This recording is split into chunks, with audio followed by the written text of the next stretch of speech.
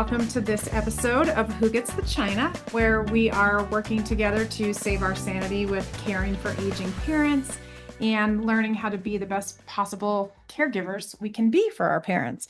So I'm super excited today to have my esteemed guest, Anthony Cirillo, with me. Anthony and I have had lots of great conversations, and I know he's going to bring a tremendous amount of interest and expertise to our discussion today. Anthony is an aging expert and outspoken advocate for aging well. He is a fellow of the College of Healthcare Executives. He's a graduate of the University of Pennsylvania, and he does a tremendous amount of writing and music production and creativity in this space. So I'm really excited to have you here today, Anthony. Thanks, Kirsten. Pleasure to be here. So I love to kind of just start off and give our listeners some background. And I know music is a passion of yours, and you produce music in a lot of different ways. And I think we're going to talk a lot about that today, the benefits of music on older adults and people living with dementia. Sure. But I would just love for you to share with us some of your background and how you came to find yourself in this line of work. Yeah. So it's going to be like when I was 10, but literally when I was 10, I learned to play the guitar. And my dad had bought it for me, and I hated it. And then he passed away when I was 11, unfortunately. And then I self-taught. So it's always pertinent. My music has always been part of me. I was in my first band at 13 years old. We were playing in clubs, underage, that kind of thing. So I'm a vocalist, I'm a bass player, guitar player, keyboard player. All right. Fast forward through many careers, and I wound up in hospital work in the Philadelphia area. I worked for a group of hospital systems as the marketing director, but I was also gigging full-time at night. Got kind of burnt out and said, well, what am I going to do with this God-given talent? And I went into my first continuing care retirement community in Atco, New Jersey, and started playing for the seniors. And it was a way to make money. And then it became a calling because I fell in love with these folks. And I've probably done 3,000 performances, over the years. But that changed my career from a, hospital guy to a health and aging, because my next stop was in New York. I helped launch a company that worked with seniors in the boroughs of New York. We were at 14 Wall Street. It was pretty cool working on Wall Street. And then made our way down to the Carolinas. And I was fortunate enough because my wife had the big corporate job, which brought us down here, but it allowed me to open up my little home office and start doing consulting. And that's evolved over the years till the point now where I'm at doing radio and TV work. I just had a TV segment yesterday on Charlotte Today, locally here, and writing, of course, as you mentioned, and music. So it's sort of it's a full circle thing. It's interesting because I've interviewed so many experts in so many different fields, caring for older adults and supporting healthcare workers and caregivers. And almost everybody has a similar story where they sort of ultimately fell into this either by accident or through a particular experience that has led them to find what they call a true calling. I feel like we all have that kind of in common about working with this population. Yeah, absolutely. And I when I do some workshops I have a branding workshop that I do for young executives, and I tell them, my first hospital job, they pieced together my story that I had worked in the media, and then I worked in medical publishing, and they sort of figured, well, he must know physicians, he must know medical, he must know how to write, he's got media experience, and they pieced together how I got into my first job. But since then, everything's been a build, right? Yeah. On top of that, one thing leads to another, which leads to, well, maybe this now. So I always counsel people to kind of watch for the signs and watch for how, the adjacencies of what you can build when you're going through a career. Yeah, you never know how it's going to all weave together at the end. So let's talk about music and aging. I think you have some expertise on the brain and how music connects us to maybe ourselves and to other people, and why music is such an important part of aging well and coping with dementia. So I'm going to let you just talk about that for a minute, because that is something I really know nothing about. Right. And I won't get too geeky because I'm not a neuroscientist, but I have neuroscientists who advise me of what's happening in our brain. But I will say I am if something people want to look up, it's called the Institute for Music and Neurologic Function, big name, but it was founded by Oliver Sacks, Hmm. which a lot of people know, and Connie Tomeno. And they do a lot of work around music. And so they're more science based. So I joke with people that I got my dementia training on the ground, right? When I started doing these performances, I was a deer in the headlights. I had been a musician on stage, hiding behind a bass guitar. Then I started having, wireless microphone roaming around the crowds, and seniors will tell you what they really think, right? Yes. And so you learn to adapt, which made me a better professional speaker. But the one thing I noticed right away was how many times you go into a room and you start singing, and there's somebody who clearly has Alzheimer's or advanced memory issues, and they're asleep. They pop up for the program, they sing the songs, and then they're back out. And so there's a whole science. I have a science behind this. I have a neuroscientist named Raul. He works down at John Hopkins, and he's done a video for me for my streaming platform. And he goes through the different areas of the brain that light up. So, for example, when if you're somebody who likes to listen to the lyrics and pay attention to that, it's your parietal cortex. It's your frontal temporal lobe if you're into listening. Singing comes from the frontal lobe. So all these things sort of get ignited.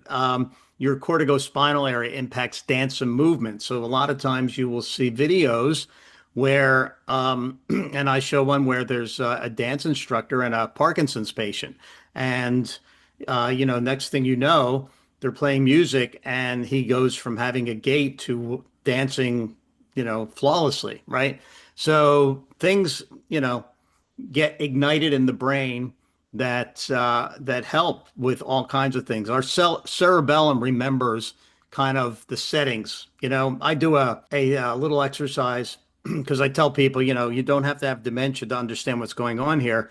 And in my keynotes, I play 15 songs, literally 5 seconds of each. And it's just the beginning, the Okay. iconic beginning of the song. Could be Hotel California, could be Stairway to Heaven. There's, 15 of them. And Hmm. so the key is, all right, folks, shout out the song.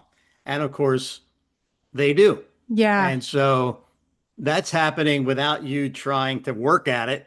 It's pulling it from the same area that everybody else is pulling it from, except all their other areas are closed off, but that one remains open, which is why you see Glenn Campbell entertained way past after his dementia diagnosis. Tony Bennett, the same. Yes. If I could live like that, I mean, knock on wood, at least I know I could always strap on the guitar. Yeah. Well, it is kind of fascinating that you could lose the ability to recall so much else that's in your brain, but yet the music would still come through. I mean, and even like think about music lyrics. My husband and I went to this yacht rock concert the other night. I think it's totally a hoot and super funny. And there's a band that travels around and we go, and I love to just have fun and hear them. And I mean, there's songs that like you might not listen to all the time, but as soon as they start playing it, it you just recall it right away.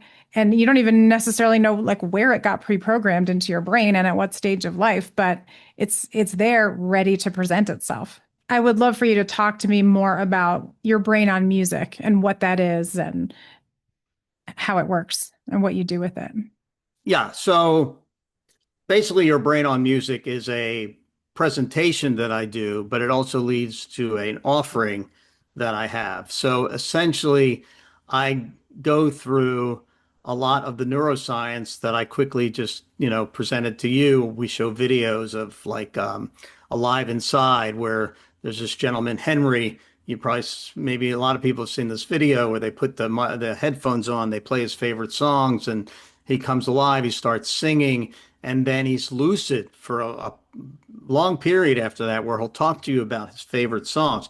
So it gets a little bit into what is actually going on in the brain, behind the scenes. And then I go into a few other things, like there's some music solutions out there. I thought that I was in a very crowded marketplace because there was all these senior solutions out there. But what I found, there's very few music solutions. And there's something like Coro Health is one. Coro, uses algorithms and questionnaires to come up with the genres and songs that might work for a person, and in different stages of the day, their mood, whatever it might be. And so there's a limited amount of solutions that actually, look at that whole idea of, as Connie says in her book, that music has power. The right music at the right time, right? Mhm. And that's kind of, music has power when you're having the right music at the right time. So what I do, I have a subset of my Sage Stream live streaming concert platform that I call Memoir and Song. And so what I do is we have a template, and it's a fairly extensive one, but it delves into your brain on music. Basically, what did you listen, where did you grow up? What kind of music did you listen to? What was your first concert? Did you sing in the choir? Did you play an instrument? And the list goes on.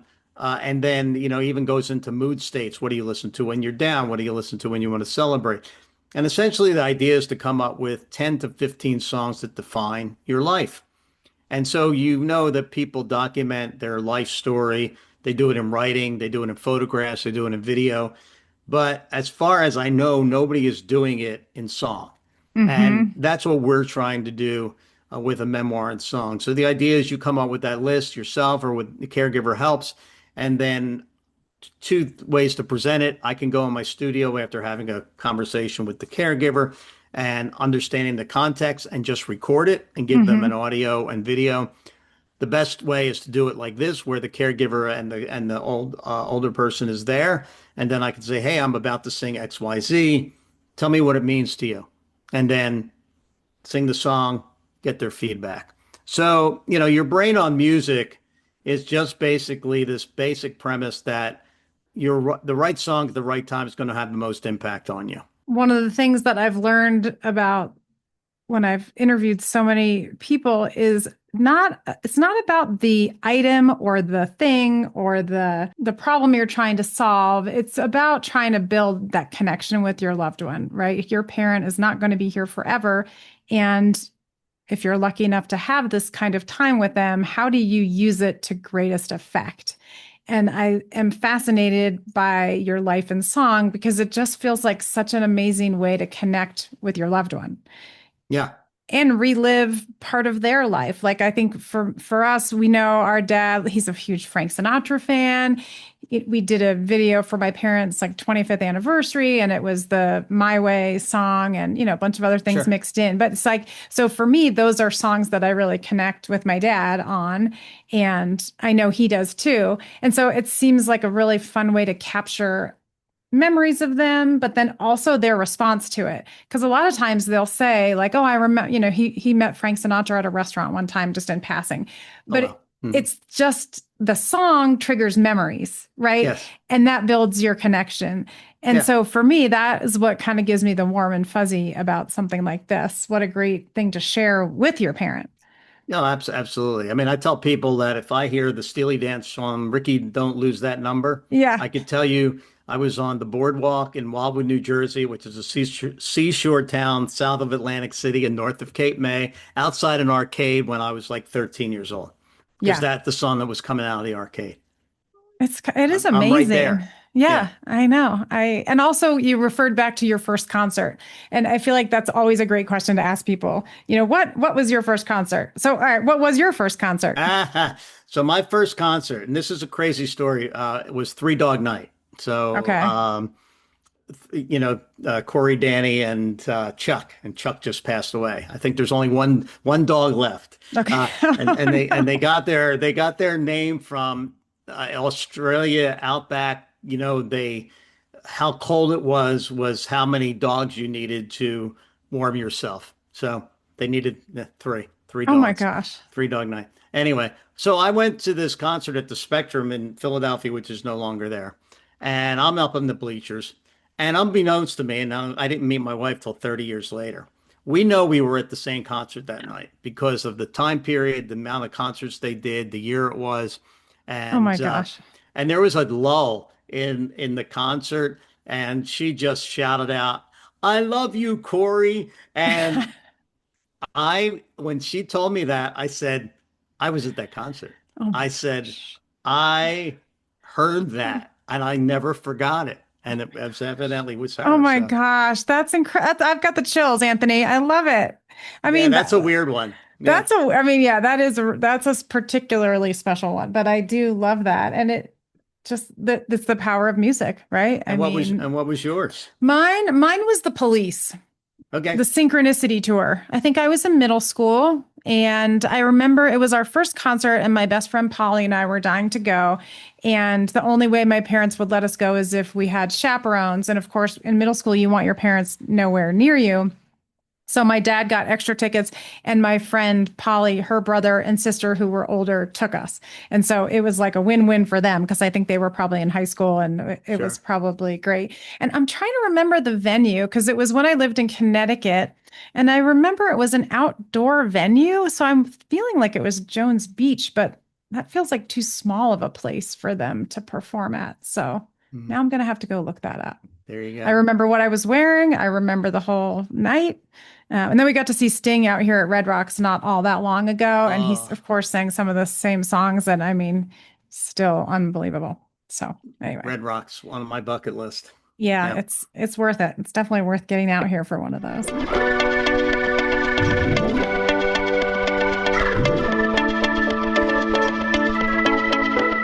I do want to hear a little bit about your caregiving story, and kind of how that's influenced your life and your connection to this work. My mom lived till she was 94. And so she lived in South Philly for the longest time. And, you know, the thing is, she really had medical issues. She didn't have any kind of memory issues. She was a feisty old Italian broad who was not afraid of cursing like a sailor. I mean, everybody loved her. Everybody remembered her. We have a good old boyfriend down here, Billy, who met her outside at one of our Fourth of July parties, and all she did was complain about her life. And he scared him to death, and he still remembers her to this day. So, but my unfortunately my caregiving story is maybe a familiar one to some people. So, you know, it took the longest time for mom to make her own decision to move out of South Philadelphia and move to Florida to be closer to my sister. Okay, so they moved in, she moved in with her, and then, you know, my wife and I decided we had to separate the combatants because, you know, they were going to kill each other. And so we bought a condo for mom. We were fortunate enough to be able to do that. And then mom had an operation. She was like the bionic woman. So she was 88. She had a screw put in her neck to stabilize her spine because she was Oh having my like these electrical word. shocks Wow. down her whole spine. We thought she ain't coming out of this one. Right. They roll her out. She doesn't even go to ICU. She goes in right into her regular room. And her compromise was she couldn't drive anymore because she could only turn her head a certain amount, you know. Okay. So Yeah. she moved back in with my sister. A thing that I basically told my sister we should find some assisted living for her, and my sister didn't want to. So my sister was her primary caregiver, but then my sister predeceased her, Oh and no. Oh, I'm yes, sorry. uh, with lung cancer. She had this misconceived notion that because my mother still smoked and lived till 94 with congestive heart failure and you know, COPD and every Mm-hmm. laundry list you have, that she would too, Oh no. and she didn't. So I basically had first the whole family dynamic changed. My brother-in-law got super weird, um, and you know, it was just a mess. I mean, we were doing a little caregiving with my sister as well because we her diagnosis and her death were just 3 weeks.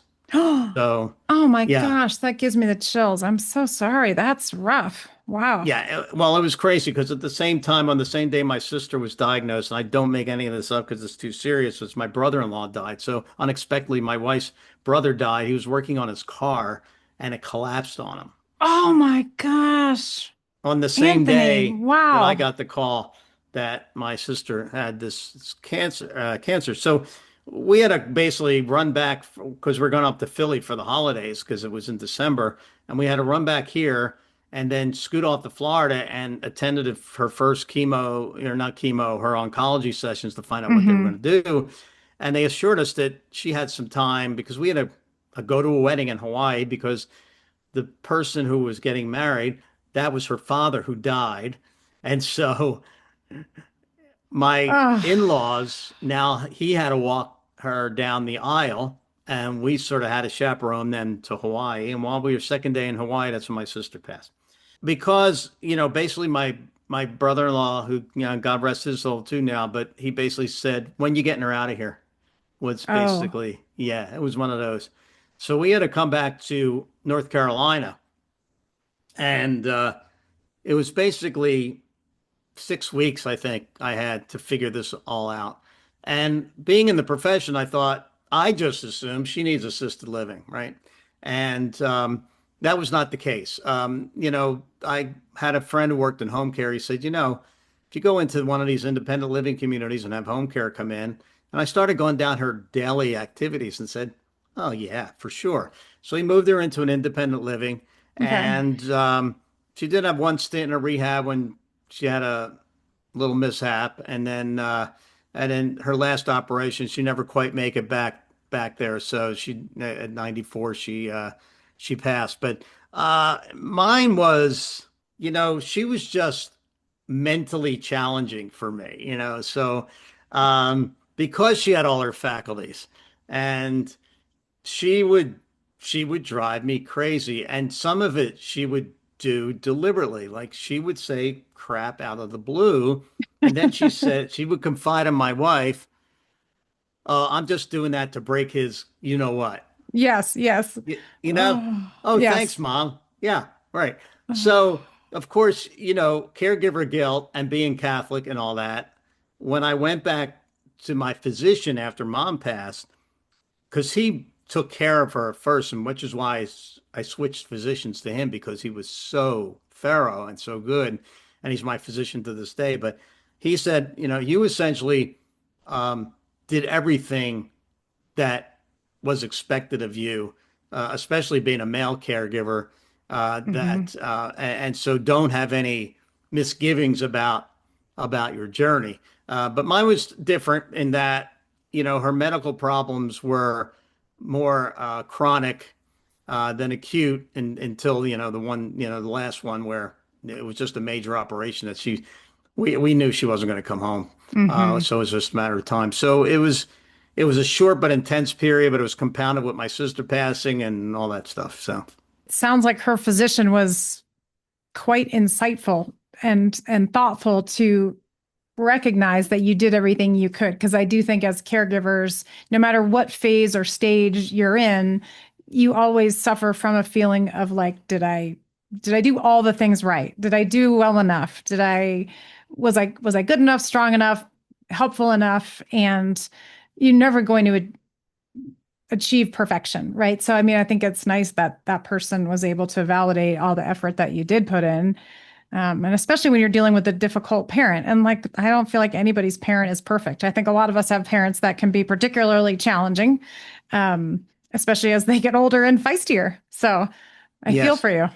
But Yeah. he was good in that. How many physicians actually care about the caregiver when they come in? They're paying Right. attention to the person that they're taking care of. But he was always had his eye on my health, especially since I then switched to him and he was taking care of both of us. So he was Yeah. monitoring me. So my stress level absolutely was higher. Yeah. Because it just was because you just didn't know what's going to happen next. Now we're becoming much more aware of the strain and the stress on caregivers, right? That it's the amount of taxation on you emotionally and physically and mentally is really high. And music is good for caregivers too, right? I mean, I think that's one of the things I've talked to several folks about. I have one friend, she moved back home to care for both of her parents, and she uses music every day with them. Different music during different parts of the day, mealtime, there's particular music, or she'll Yep. ask them, like, hey, what do you guys want to listen to now? And she's always amazed at how her parents can like pull some random musician out of their hat that maybe she didn't even know about. And of course, they know all the words. But also, I think it's healing for the caregiver. Like it's just a mental break, right? It just helps reduce the stress in the room.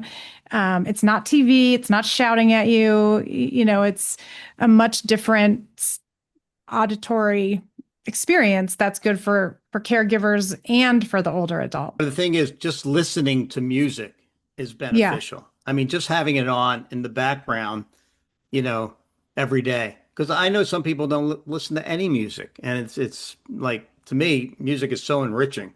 And Yeah. so, I have seven studies I had pulled out, that from my work and from my website that talk about the impact of music. I mean, there's real science behind all of this. Something I wanted to talk to you about too is the idea of social prescribing. Yes. I think that's something that I've learned a lot about, and I know some of that from my own work in behavioral health care. But I would love for you to talk a little bit about that as much more of an expert than I am on it, and why it's so what it is. Let's define what social prescribing is for a lot of people who don't know, why it's important, and how is music part of that? Social prescribing is kind of big in the UK, and the government pays for it. Also in Australia and New Zealand. But the idea is pretty basic. It's the idea of instead of prescribing a medication, so we go to a doctor and we have anxiety. Here's a pill. Over there, it's like here's a arts program. Go paint. Here's a music program. Here's a nature walk. Here's a support group that might help. So it's replacing, you know, medications with arts, right? And nature. And essentially it has already been documented in the UK to save money in the healthcare system, but also to reduce the need for like antipsychotics in nursing homes and things like that.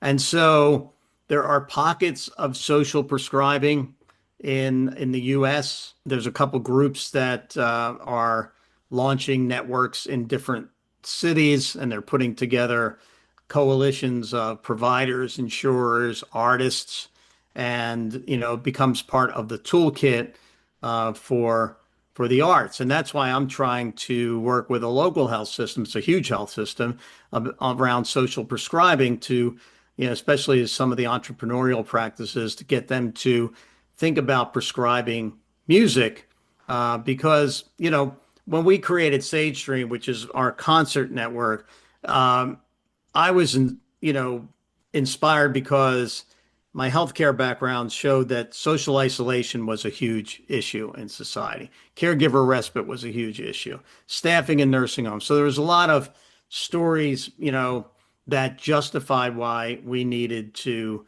have music. So having a science basis of the fact that music works and it's been documented to work as a prescription, but then, not just to point to the studies, but actually put it part of the medical structure is what social prescribing's trying to achieve. And talk to me about music. How does just like listening to it figure into that social prescribing? Listening to it in general, there are studies that show that just listening to music is beneficial. But, Hmm. you mentioned your first concert, my first concert, it's like any activity, right? When like I do kickboxing 4 days a week, and now I have a little tribe of people in my kickboxing class. So it's about kind of the tribe of people who you then commune with over Hmm. music.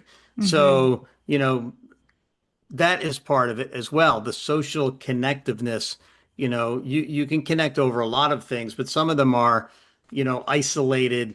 If you're taking a painting class, well, you're painting, the other person's painting. But if you're in a chorus, a senior chorus or something like that, you're part of a team, part of a tribe. And of course, social connection, the more and more that's what rises to the top. I mean, one of the biggest societal issues is social isolation, Yep. and one of the biggest solutions is social connection. And music can really, help with that connecting. So I mean, I think that's one. I'm just going to look at some of my studies here. So yeah, virtual group singing. Northwestern University did a study that says can improve well-being. Um, NeuroArts Blueprint finds a strong return on investment from music engagement. Study in Nature showed the perks of music therapy, how it can ease agitation. We know that music, when it's prescribed correctly, if you use the Hmm. wrong music with the wrong, at the wrong time with the wrong person, you're Yeah, going like to heavy metal agitate at the them. wrong time might not be Right, that great. exactly. You're gonna make them. You're not gonna make them happy. But No. if it's the right music that's going to spur memories, that's just music has a different resonance, I think, than most other things.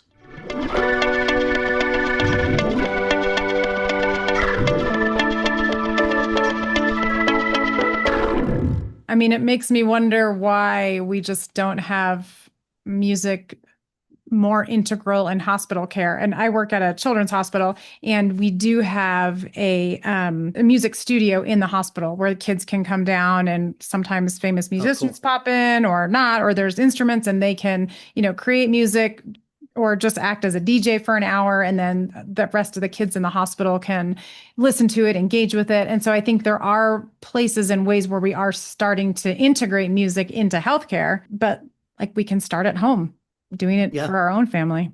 There's a cool guy. He's on Substack. His name's Mark Barnacle, and he works with children, and he also works with older adults. And he does these songwriting classes. It's really amazing, and he videographies the whole thing, and he'll go into and work with children over 3 or 4 days, and maybe then come back, and he teaches them kind of the fundamentals of songwriting and things like that. And by the end of them working together, they've composed the song. Then he comes back with a whole recording crew, and then they record the song. And to watch it and to see the ownership that they take and the excitement, but then he does it with older folks too. And that's the other thing, is the intergenerational aspect of all this Hmm. is Yeah. is something that can't be ignored. I mean, I believe that just to plug my Sage Stream for a second. So what it is, it's a live stream interactive music concert network. So the essence is when we're live, we're live. You could take requests and do shout outs and things like that. We have 120 artists in the UK and the US who, many of whom have supported major artists. But I do believe that this is like a home care solution where a younger caregiver who has nothing to do at 2 o'clock in the afternoon can watch a concert together with somebody. We're seeing some new assisted living communities, when they start building, they'll put a daycare center next to it, and then they'll intermingle the activities. And what better way to intermingle than through music activities and music sharing? There are a few things that have intergenerational connectedness as much as music. And so it is a logical way to kind of bring people together. A lot of what brought me on this journey of For Who Gets the China was me starting to unearth my family's history through things and through things my mom had saved.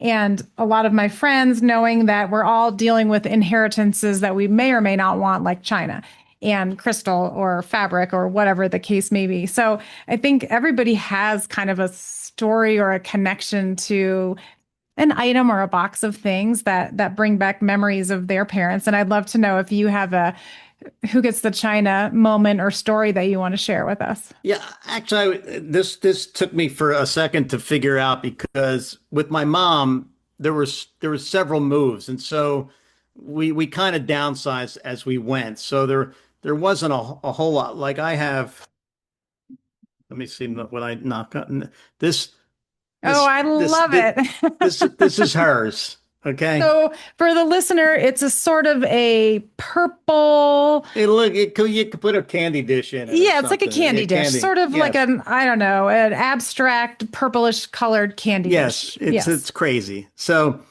there wasn't a whole lot with her, but this is ironic. So every year, so I'm a baby boomer. I'll be 69 next month. And every year my wife and I, literally on New Year's, we go through the house, we make a list, what needs to be done. This year it was like, all right, I want to get some of this stuff done. And so one of them was, I need to go in my music studio and start clearing some stuff out. And So I went through there, and this is only last week I did this. This is kind of fun. Okay. And I I grabbed six different things that I wanted to sell. I found out the places to sell them, Facebook Market, and there's a couple other music sites. And I've already sold like three things already. And it's not like, you know, they had their worth at the time and I used them, but I didn't have any other emotional attachment to them. Now my guitars are a different story, and probably my daughter will get them and will love to have them Mm-hmm. because she's a guitar player. But the desk I'm at here, I just bought for like 200 bucks at Wayfair because I had this huge sectional of a desk that Uh-huh. we bought at Furnitureland South. It's in Hickory, furniture capital of the world.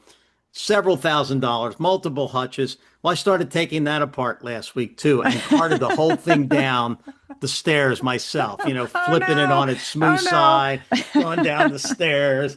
So I'm very cognizant, as is my wife. I think boomers are a little more cognizant of this issue of Yes, I not think so. wanting Yeah. to leave anything. So I didn't, that wasn't that big of an issue with my mother because we had several iterations to work through it. Mm-hmm. And she, this is a kind of funny. So when she moved out of her apartment back to my sister's after she had this operation, I said, well, we got to clean this apartment because she smoked. And I can't tell you what that does to the walls and the carpets. But, her recliner had so many cigarette marks in it that it's a wonder she didn't burn Oh down the my whole gosh. condominium complex. But the thing is, she got really ticked off at us because we started chucking it. It's like, I didn't have a whole lot of discussion with her. I said, Yeah. you're never going to use it again.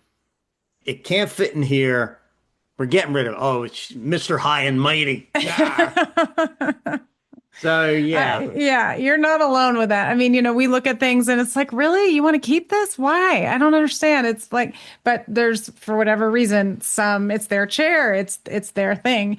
And I think we don't need a lot of things, right? But like you have your one thing on your desk and it's unique. Nobody else probably has something exactly like that. And for you, it's enough of a symbol that it calls forth your mom when you're working. And, Yeah. do you need basements full of stuff? No, not really.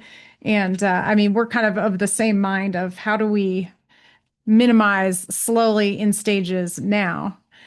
And my husband also is a musician and he has also quite a lot of guitars and other instruments. And I wonder what's going to happen with those someday. So we'll see. I don't know if my girls are going to want them or not, but talk to me about what has been kind of an unexpected aspect of doing this work for you. Like, what have you learned about yourself through this work?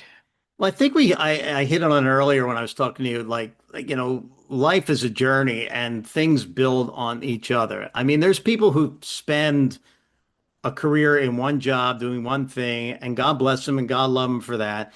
But there are others who build career this organic, way. And I'm always like, going on the TV show like yesterday. That was like probably over 100 appearances I've done in the history of this show. Um, that wasn't something did at one time, but because I was doing a lot of writing and professional speaking, I went to a couple workshops on TV, and I said, well, I could do this. So it's kind of the unexpected nature of how things build on each other, and then how it becomes a full circle moment. Because I started my life out with music before anything else. Music has always been. It's a wonder I just didn't go out to the West Coast. I had an uncle out there who knew some people in the business and do that, but I didn't. And so, but yet music has come back again in my later years to have a big difference, not just in my life, but now in others' lives. Yeah, Music's a good thing to circle around. Do you absolutely. have any other sort of moments, aha moments from working with older adults or performing with them or people that, listen to your show and chime in?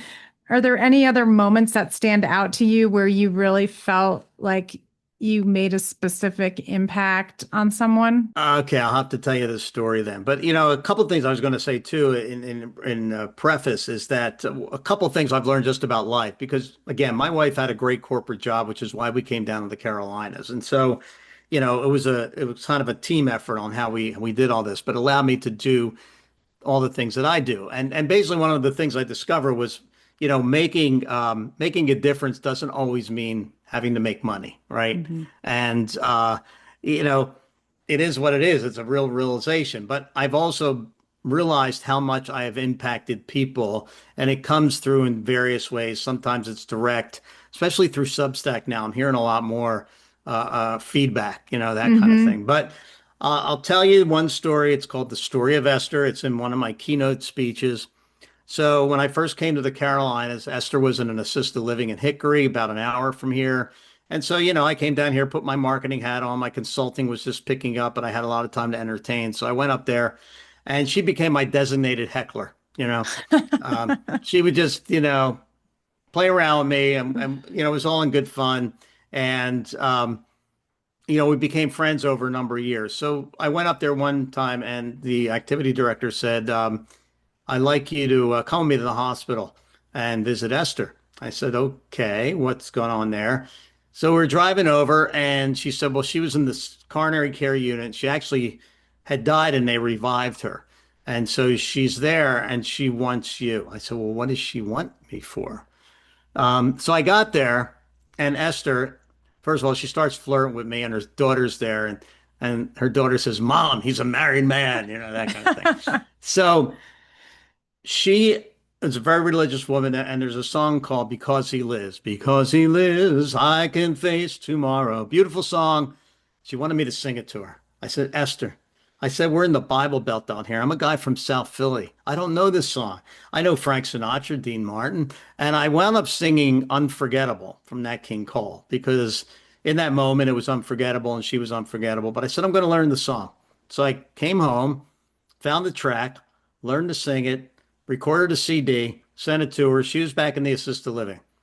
Fast forward a few weeks, the activity director calls me. Yeah, Esther had gotten the thing. She already knew who it was from even before she opened it. But she was in hospice. And then she passed. And they told me, when the funeral arrangements were. Now, if we all made the habit of going to all the funerals of all the residents I've entertained over the years, that would be time consuming. That'd be So, tough. but I did go to Esther's funeral. And of course, the song featured was Because He Lives. Oh, But what happened during this moment was the daughter came up to me, and she started crying. And she said she hadn't cried up until then, until she saw me. So I have no idea what's going on here. She goes, did you hear about my mother's last day of life? I said, no. She goes, well, we played your CD with your one song, Because He Lives, over and over and over again until the daughter lay down next to her or kneeled down next to her mom, started singing with her and telling her to let go. And Esther died that day. And it stops you in your tracks oh because gosh. even if I wanted to give up this whole journey, when you hear a story like that, I you know. can't, you know, because look at, I don't know what role I had in Esther's passing from this life to whatever, awaits, but I was clearly part of it and I didn't Right. even know it. Oh my And it was all gosh. because of a song that she wanted me to sing to her. Oh my So, gosh. yeah, you talk about impacts. Wow. Yeah, that's incredible. I mean, and you could never have predicted that or known No, it, you no. And know. I have other similar ones, but not quite the impact of the Esther one, Oh, but similar. but to your Yeah. point you were making earlier, it's just that's kind of what makes it all worthwhile. And we don't have to measure satisfaction and accomplishment in financial ways. It's more important in a human connection. Yeah. It Yeah. takes a while to come to that, especially when you're a male, Yeah. and you're not the breadwinner. Yeah. Uh, yeah, it takes some processing for any male caregivers out there. Believe me, I've been through it, but Well, I you're like a realize that Renaissance man, I think, Anthony. yeah, I feel like you've got a lot more perspective and I don't know, well, it's interesting you say that because expertise. the Wall Street Journal did an article once about, was it on about Beyonce and I don't know, yeah, something about being, or not Beyonce, was who's she married to? Oh, Jay-Z. Jay-Z, maybe, but about being a Renaissance man. And they said, can you be a Renaissance man in another field? And I sort of told them about my journey in music and how it's evolved and how, the interrelationship of all the parts. And they featured me. So, and they used that word, which then I had to, I couldn't live down from my friends. Oh, here comes the Renaissance man. Yeah, I can imagine that leads to a lot of ribbing.